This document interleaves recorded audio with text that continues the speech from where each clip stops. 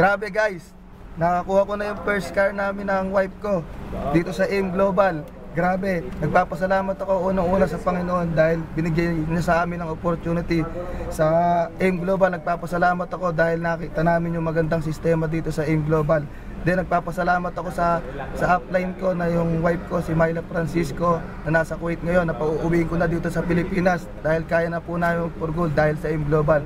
Then inaano ko rin yung upline ko, yung grand upline namin ng Ambitioner Hawks International na si Ups Christian Abad. Nagpapasalamat kami sa pag-motivate sa amin. Then sa mga downline ko na OFW na nahihirapan ngayon, okay lang na mahirapan kasi unang-una pinagdaanan din namin yan. Saka isa pa, wag kayong titigil hanggat hindi nyo nakukuha yung success dito sa AIM Global. Within 2 to 3 years po, kaya nyong makuha rin tong katulad ng first car po namin ng wife ko.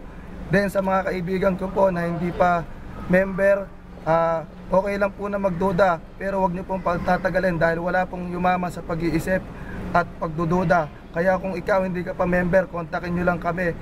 Ako po, isa po akong online master ng Ahiya Eternity Hawks International and Ambitioner Hawks International. Nagpapasalamat kami sa kay Doc Ed, kay Francis Miguel, saka kay Sir John Aspirin sa magandang tulong na ibinigay sa amin ng AIM Global. Yun lang po, power, grabe.